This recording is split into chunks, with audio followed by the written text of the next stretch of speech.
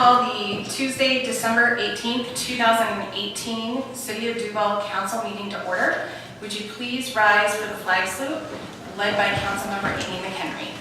I pledge allegiance to the flag of the United States of America and to the republic for which it stands, one nation, under God, indivisible, with liberty and justice for all. Thank you. Clerk, would you please take the roll? Councilmember Brzezicki. Here. Councilmember Heider. Councilmember McHenry. Here. Councilmember Remington. Here. Councilmember Hogue. Here. Councilmember Naplan. Here. Councilmember Walker. We have a quorum. Thank you. All right, under additions and corrections to the agenda, under consent agenda, please add payroll for December 5th, 2018 in the amount of $178,404.03. Payroll for December 20th, 2018 in the amount of $107,243.27. And claims in the amount of $333,833.37. Are there any council members that would like to speak this evening? Councilmember Remington. All right, thank you. Do we have a motion to adopt this evening's council agenda? Second. All those in favor, please say aye. Aye. All those opposed, please say no. Motion passes. Thank you. All right, we do not, do we have a motion to approve the consent agenda this evening? Second. All those in favor, please say aye. Aye. All those opposed, please say no. Motion passes. All right, under ratification of contracts under declaration of emergency, we do not have any items this evening, and I'm hoping by next month we will be able to completely pull that from the agenda. So with that, our next item is comments from the audience. Do we have anyone in the audience that would like to speak this evening? Going once, going twice. All right, seeing none, we'll move on to scheduled items. First up is the mayor's report. As folks know, I've held off on that for the last couple of months simply because we have had so much on our agenda. But I'll give you a brief update of the last approximately month. So most recently, working with our staff internally to update our summer stage sponsorship packages. They haven't been updated in quite a while, and we have lots of more organizations interested in sponsoring and opportunities to potentially make the event more sustainable through those sponsorships. So I'm working with staff to get some data together and ideas together to get that done. Next up is Sound Cities Association board meets tomorrow, where we'll confirm all the regional appointments and what have you. For council members that applied, did you get your letters of appointment? Excellent. Thank you for all that applied and volunteered to serve on committees this upcoming year. We will also have a regional transit committee workshop tomorrow to discuss some upcoming policies with Metro. It'll just be the Sound Cities members caucusing and working with staff at that meeting. Last Friday, I had the pleasure of attending the North 405 Stakeholders Group, and our engineer in training, Larissa Grindell, also attended. It was a good meeting talking about, in general, the plan for 405 and the need to get tolling approval from Bellevue to Renton to keep the traffic moving on 405 and connect to 167, as well as the improvements that are necessary between 522 and 527 to decrease the traffic jams from 405 South, which will also, if that gets done, help 522. So next up, we had our all-staff holiday party last Monday. It was a lot of fun. The police chief, Laura Thomas, and I cooked the food, and we had fun times at it by all. So it's always nice to get together with folks and thank them for the work they've done throughout the year. On December 5th, I attended the Sound Cities Association annual meeting where Governor Newsom was the speaker. It was held in Snoqualmie. He gave kind of an update for the legislative session, and I think folks have probably seen the news articles about his budget proposals, which we talked a little bit in committee of the whole, includes a significant amount of money for mental health treatment and drug abuse issues. So it's nice to see some focus coming from the state, and it'll be interesting to see how that discussion progresses. On the 4th of December was the monthly Snoqualmie Valley Mayor's meeting. I missed the last couple due to budget work. Really our discussion centered around how our budget processes were going and what we're looking forward to for the next year. So it's always nice to get together with that group and talk about what's going on in our communities, share the positives and the negatives, and lean on each other for doing challenging work. I do not remember if I mentioned this at the last council meeting, but on November 30th, we had the dedication of the artillery on the utility box near City Hall from the Puget Sound Energy. It was part of a pilot program that it looks like they'll be expanding and implementing more fully, where they had an artist design work utility wrap that represents our valley, and it's beautiful with representing renewable energy, the farming in the valley, the mountains, and cows. So if you haven't checked it out, it's on the north side of City Hall, pretty much right across from the range. I encourage you to do so. Finally, two more items. We had a staff meeting today to talk about gathering information for our Highway 203 corridor study. We're starting the internal processes with that. And that's not just the highway, that's looking at where traffic's coming from and going to help guide our transportation discussions locally and regionally. We'll be holding a senior staff retreat with the co-city administrators and myself in the middle of January to work out our internal work plans and priorities, and then have a full day with senior staff to go over those, get consensus, and work on the work plans and really get some solid planning in place for the upcoming year, so that we all know internally what to expect, and we can show our council what to expect from their end as well. And with that, I don't have anything else. Are there any questions? All right, seeing none. Incoming Mayor Pro Tem Ryan. Thank you. This was just a small item I neglected to bring up at our committee of the whole. I understand one of the responsibilities of Mayor Pro Tem is to help select seating selection for council members. And outgoing Mayor Pro Tem Meyer and I met to talk about it, and he said, the easiest is if you and I just swap. So if everyone else feels comfortable where they're sitting, everyone else will remain where they are, and Matt and I will swap, and we'll be good to go.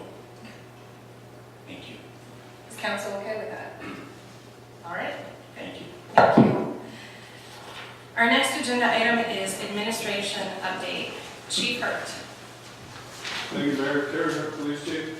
I don't have an administrative update tonight, but I do want to take this time for a little presentation. The police department throughout the year, Police Terry. Police department throughout the year is involved in a lot of different programming for our community, both youth and adults. These programs couldn't happen without support from all of our partners and members of the community. And tonight we want to recognize someone who was very instrumental in the success of our DARE program. And with that, I'll turn it over to our DARE officer, Officer Clark.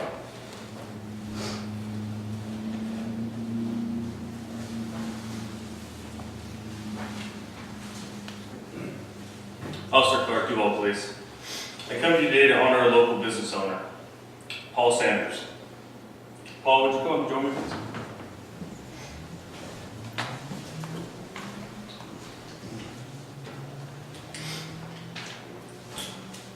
Paul is the owner of Pacific Bike and Ski located at 15635 Main Street Northeast. As you all know, the City of Duval provides the DARE program to 3 elementary schools in the Riverview School District. I took over this program 2 years ago, and it's been very successful.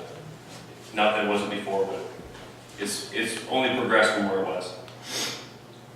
Part of the DARE program is at the end of the program, the students write an essay about what they learned in the program and how they're going to implement that, what they learned in their lives.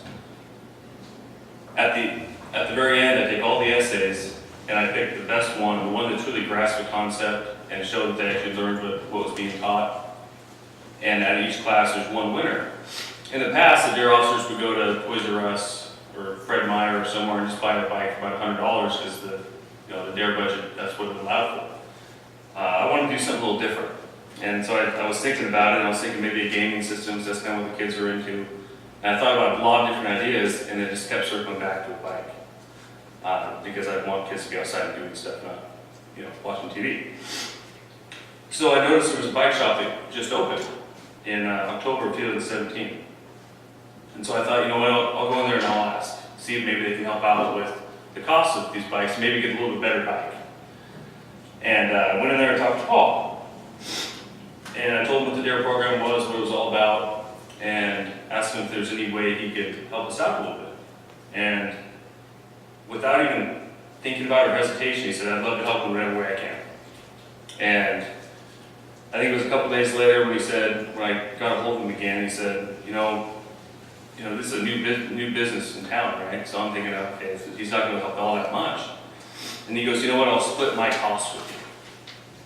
And I was like, oh, done, deal, I'll take it. That was huge, because that took a $100 bike from Toys R Us and made it a $150 bike for us, but it was a $500 bike on the to go buy. Most people would think that'd be more than enough support. Right. Paul also agreed to bring the bikes to the graduations for us and present them. In 2 years, he's attended 5 DARE graduations and took time away from his business to do that. So pretty big. I think Duval is truly lucky to have Paul as a local business owner. So on behalf of the Duval Police Department, as a token of our appreciation, we've got a little committee for you. As a little thank you for all your support. Appreciate it.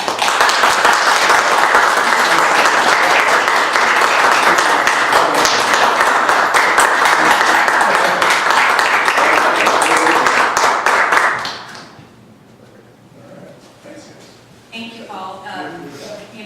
Your business is supportive of the DARE program. I think it's not just the police department that appreciates it, it's the entire community. And I know that many in our community love having your shop in town and the contributions that you make helping people get outdoors. And so thank you very much for all that you do in our city. Thanks for saying thanks.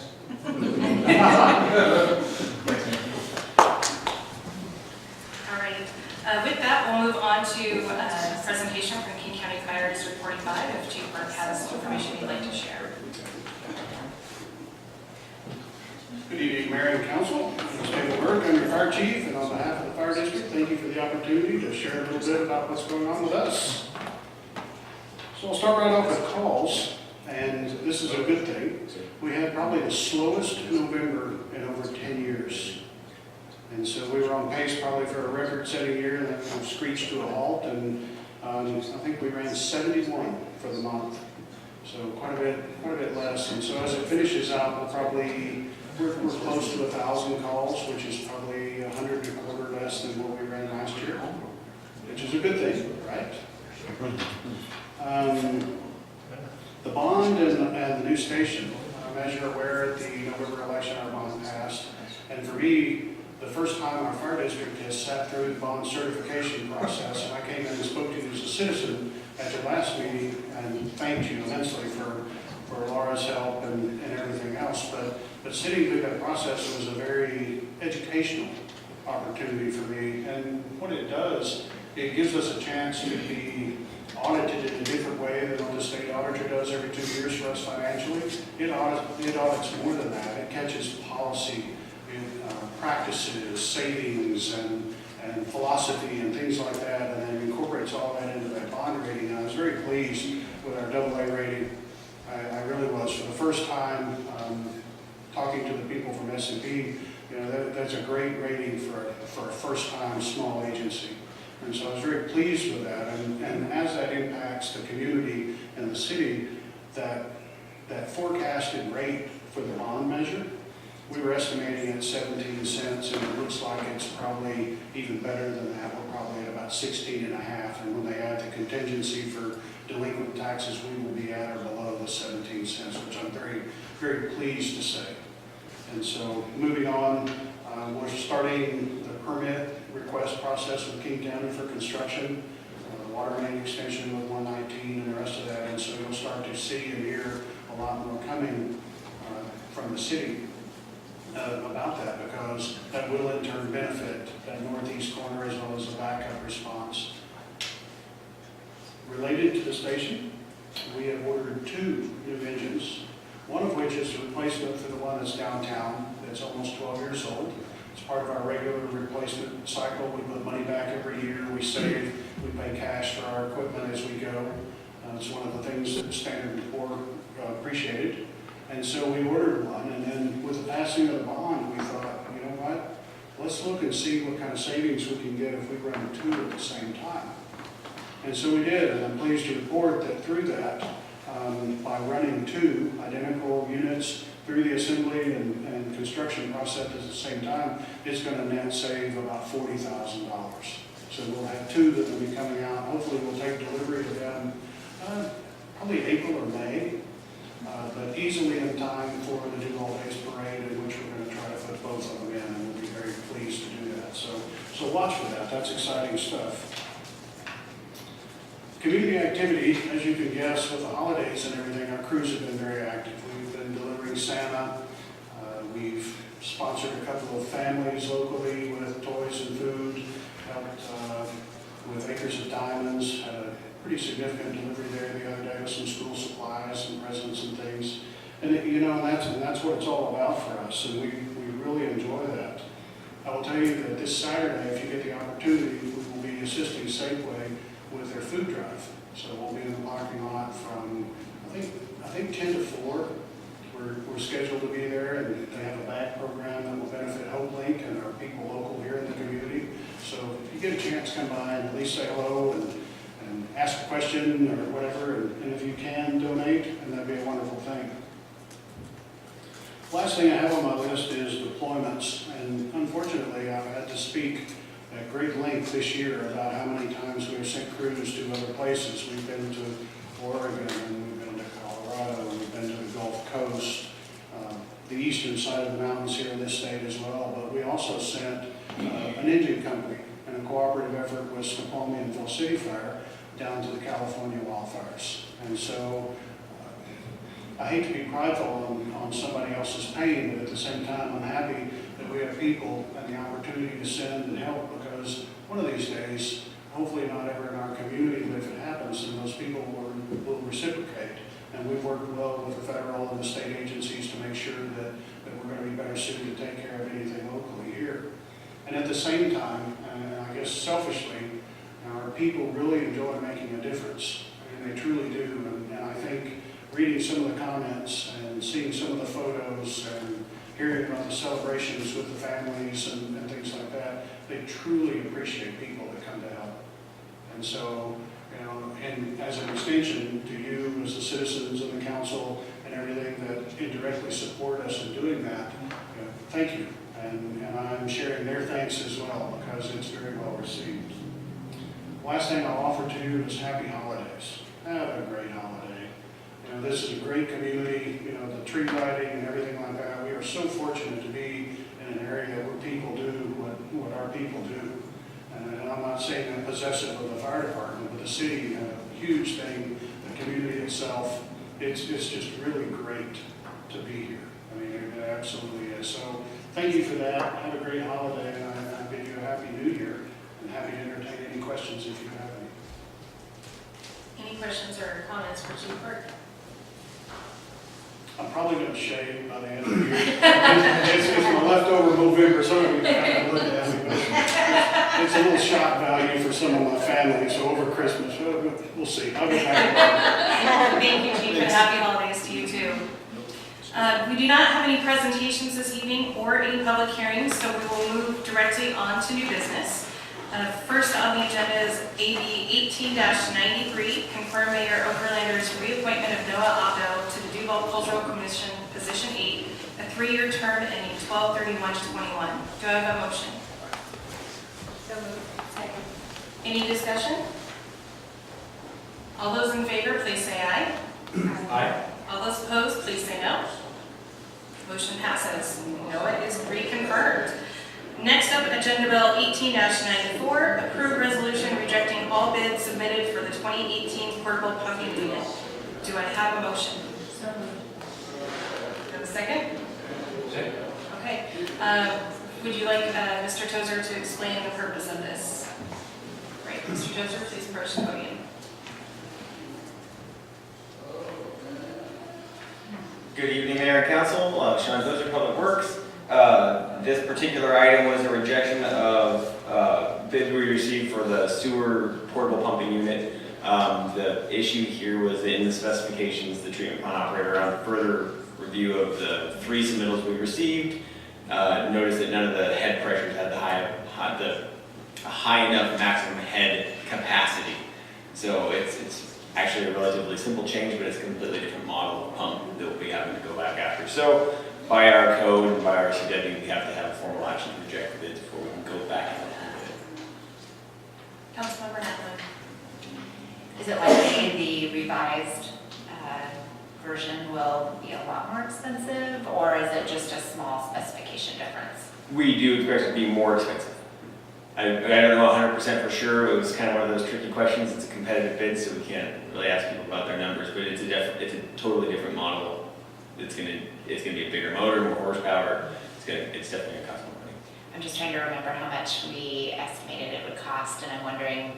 I think the original estimate was like 70 or 80, and I think it was revised to 110, I think, in the budget amendment. And then our spread was from like 62,000 to 121,000 for the 3 different models. We had one at 60, one at 100, and one at 120. So I do anticipate each of those will climb a little bit. I don't know if they'll all be proportional. Great, thanks. Mayor Pro Tem Remington. Sean, so this is for a portable unit, and I think all of us get the fixed units or fixed facilities. So when do we use this one? So this is a portable sound attenuated enclosure, so it's a pump on a trailer. It has a lot of capacity, so where we've used a similar pump is down when we did the bypass for Coquitlam Creek. So we did active pumping of the whole entire main line on Main Street. We were able to pump around the creek section while the road was redone. It's really a similar idea, so if we have to take a manhole down or we need to pump around from a lift station, this is the kind of pump that you bring in to do that sort of work. So you lay out hard suction pipe and then run it out to the next manhole upstream or downstream or wherever else you need to go. And so it kind of provides you with that temporary get around power. Great, thank you. Any other further questions or discussion? All right. Seeing none, all those in favor, please say aye. Aye. All those opposed, please say no. Motion passes. Thank you. Agenda Bill 18-95, approve resolution authorizing delinquent accounts to be written off. Do I have a motion? So moved. Do I have a second? Second. Ms. Vaughn. Honorable Mayor and Council members, Lindsay Vaughn, Finance Director. Simply here, this is just a housekeeping item within finance, and when certain accounts get to an age, they're over a certain dollar amount, we have to bring it forth to council to get approval to write them off. And so it's just bringing these forward and asking council, it would be nice to have it done within the same fiscal year, within this fiscal year, so we can just simply complete the task. And I know that this is the first time that you've seen it, so if you're not comfortable with that, we'll move it forward either way. Do we have any questions or feedback from Ms. Vaughn?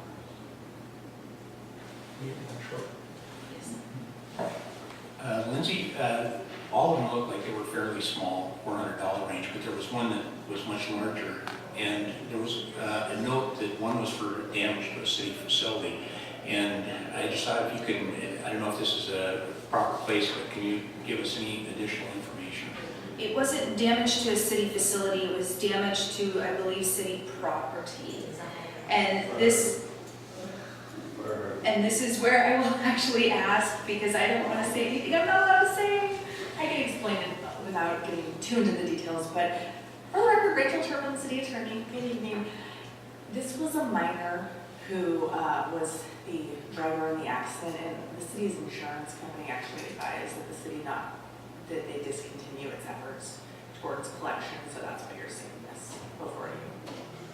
Apparently it was insurance's recommendation that they didn't believe that the city would be able to successfully pursue the claim against the minor or parent or parents. Very good, thank you. Something to clarify as well, Councilmember Remington. The actual amount that was requested is the majority of that, probably almost 90% of that is staff time to make the repair. So the actual damage to city property was very minimal. Any further questions or discussion on this item? Seeing none, all those in favor, please say aye. Aye. All those opposed, please say no. Motion passes. Moving on to unfinished business, Agenda Bill 18-74, approved resolution,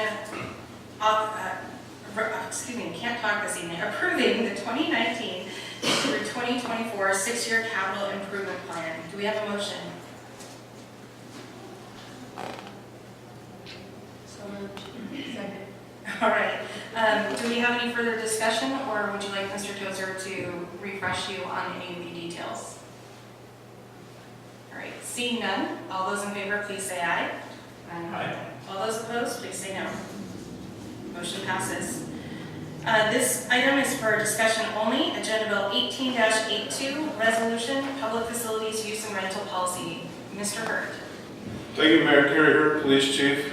This item, under the executive summary, I believe this was brought to you in November with a fee schedule included. Under the fourth paragraph on this executive summary, it reads, staff wishes to have the fee set by a resolution separate from the policy and have removed the fee schedule from the proposed policy since the first review. A fee resolution and schedule will be brought forward for a public hearing and council discussion in January 2019. Until that time, rental rates will remain the same as they currently are. So the purpose of this policy and tonight's discussion is we drafted this policy basically to meet three criteria: to provide guidelines for staff when renting our facilities, to provide use standards for organizations and those that use and do rent our facilities, and 3, to limit the liabilities of the city when people use our facility. So with that, if you've had an opportunity to review it, I'll answer any questions you might have. Councilmember Bednicki. So I thought I read that council would be setting the fee, is that correct? Through a separate resolution, separate from the policy, yes. Okay, so personally, as a private person who has rented, I think the current fee is low. But I do understand for organizations who are probably needing something a little more affordable that we would want to support. I find that if that's, I don't know if I could be a part of that discussion, because I personally rent that space. So if I can clarify a little bit, so the city clerk and her employees and her staff have been working on gathering comparisons from other cities that we will present to you for discussion, if that helps you anyway. I think the goal, honestly, would be for any city would be to be able to have fees that at least cover their operating costs of the facility. Currently, our fees do not. No, I would agree. They're very, very, very affordable. They're very low. So I would like to see definitely having that recovery cost for that use. Sure. Thank you. Any other further discussion? Are folks okay with bringing the facility use and rental policy separate from the resolution for fees forward at the next meeting? Councilmember Naplan. I just was looking, I never found Exhibit B, which was something about the exhaustive list of, That would, non-exhaustive list. so that to be- at staff, we decided we would bring that included with the fee schedule for discussion for council Okay. to identify those organizations where they feel that would apply. There are a few listed, like HOA meetings and those types of things.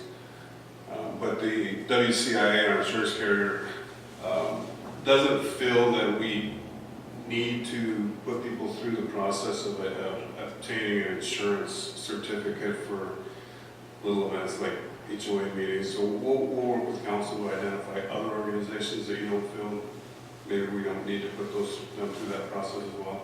Okay. So yes, you're right, there is no Exhibit B. So typically it would be what we're doing right now. So if there's groups that you aren't requiring them to get insurance, you'd probably continue to not require them.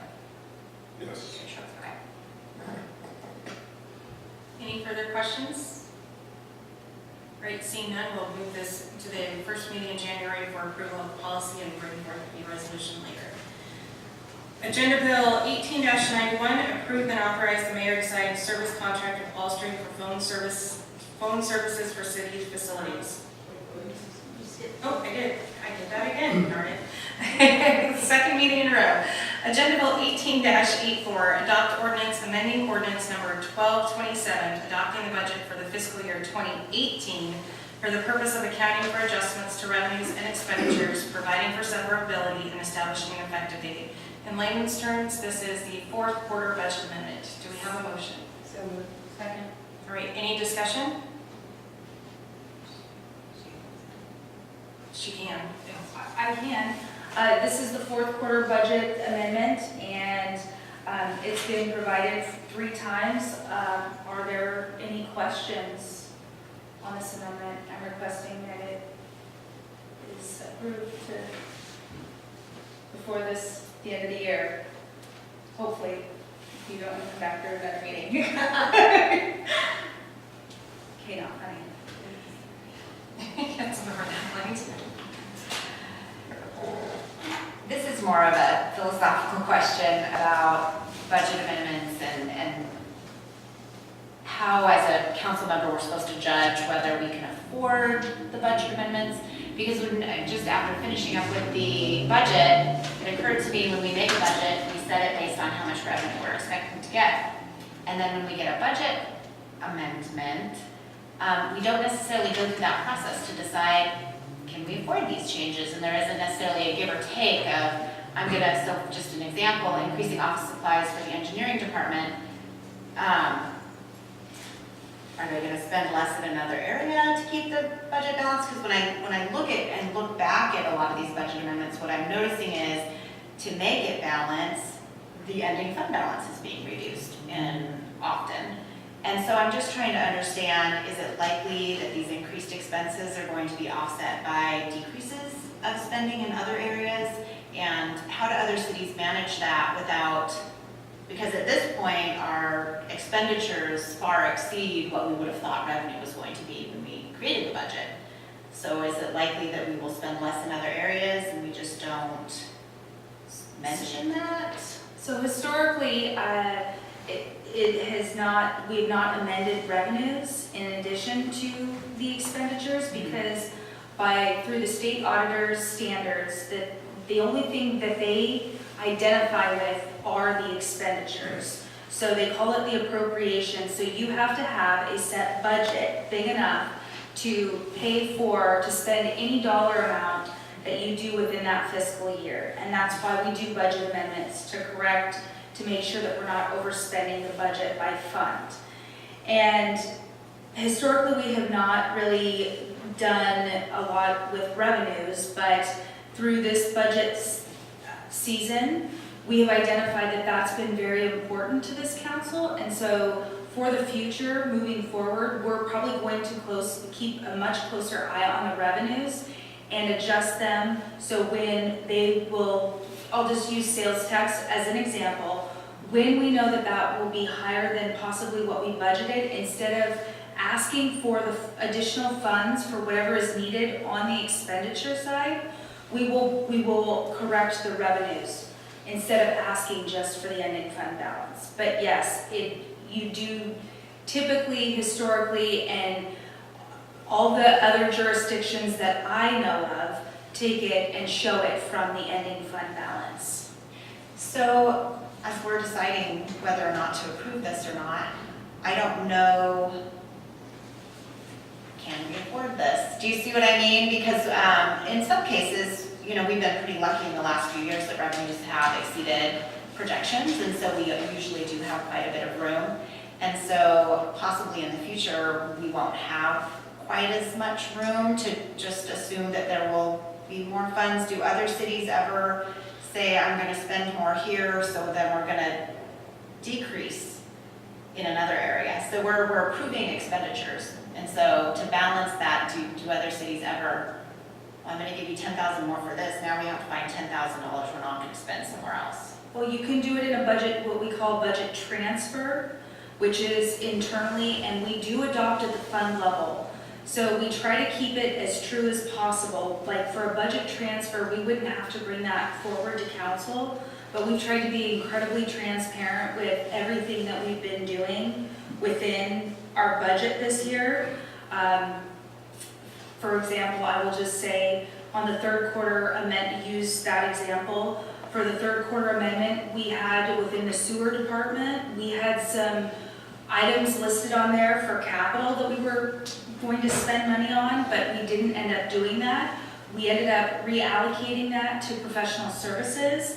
And instead of just doing that through a budget transfer, because the fund would have been okay, we brought that forward and made sure that every council member was aware that that transition was happening, instead of just doing it internally. And historically, I can add to that, is that one of the reasons that we started putting details in the actual budget amendment ordinance, Councilmember Radnicki was around for this, is that historically, because we do adopt at the fund level, the council wasn't provided with all the details of what the budget amendments were for, and it wasn't, it may have been given verbally, but it wasn't provided in a format that could be looked at historically to see exactly what happened. So it is definitely common for every jurisdiction, even the state legislature, to make these adjustments. And frankly, one of the issues that we do have is that your budget's so tight, that we're budgeting so tight that sometimes we do have to make these amendments and changes, or you have unexpected things come up. Typically, the finance director and staff discuss all the changes before we bring them forward to council. And there have been times where I know that there have been requests that have not come forward as a result of not being the right time or amount to bring forward to council. So these are really more kind of the ministerial things, unless you have a new project or receive a new grant and things like that. This is, these are standard. So I totally agree that I appreciate the detail. I guess as council members, we're asked to approve this, and so it's very difficult for me to always understand, can we afford it? Because we're expanding how much we're allowed to be spent, not necessarily, Correct. so it's always, We wouldn't bring something forward that we couldn't afford. So, but also I do want to, I didn't quite finish, on the Exhibit A, when you made the comment, can we afford it? On all of them, we show you the ending fund balance and what we're proposing to add or reduce that number by, and then the amended balance. And this is with all of the amendments, not just what you're seeing on this amendment. Councilmember Radnicki. I think for some history here, the way I've seen the budget work is, as the mayor has stated, when things come through, if we don't have the funds, I have seen consistently where the department heads will come forward and say, we just don't feel it's right for this budget cycle to, use that allocation, and it moves somewhere else, or it drops off. So I think, we get our reports and we look at the big picture and the top dollars there to see what's happening with that. I think we have had so much detail and looked through the numbers, so more than I've ever seen in my whole time of serving on council for 4 terms. So I feel really confident with what is here. I don't really feel that we're going to run into that situation. Our funds are very healthy right now. And I think that from what I've seen over the years, when we run up in a fund and it looks like, oh, it's getting tight and stuff, staff has always brought it forward to us, and we've discussed it, looked at it, and been very conservative. So that's just the history that I have. Any further questions or discussion? One more thing to add, if the dollar amounts are not spent, they go into, if we exceed on revenues or if we underspend on expenditures, that all adds to that ending fund balance, as we have talked about through the budget process, just to reiterate that. And then in the first quarter budget amendment, which comes out pretty quickly, we true up all the actual numbers. And so this is our best estimate, but once the actuals, financials hit, then we bring forward and show you the exact to the penny amount that will be within your each fund. So you'll see that again there too. Any further discussion? Seeing none, all those in favor, please say aye. Aye. All those opposed, please say no. Motion passes. Now, Agenda Bill 18-91, approve and authorize the mayor to sign service contract with Allstream for phone services for city facilities. Do we have a motion? Second. Do we have any discussion on this? You've received an updated report, I believe. All right, seeing no discussion, all those in favor, please say aye. All those opposed, please say no. Thank you. And just a point of reference, we had a range of savings that we would receive in this contract, and I believe it's ending up at about the $250 a month savings for the city from the renegotiation. So that is definitely good news, and thank you to the IT department for making that negotiation happen. Our last item on the agenda this evening is an executive session to discuss qualifications of an applicant for public employment under RCW 42.30.110 sub 1 sub G for 15 minutes. We do not expect council to take action after the executive session, and if it goes on longer than 15 minutes, we will come out and let folks know. So with that, please proceed to the conference room.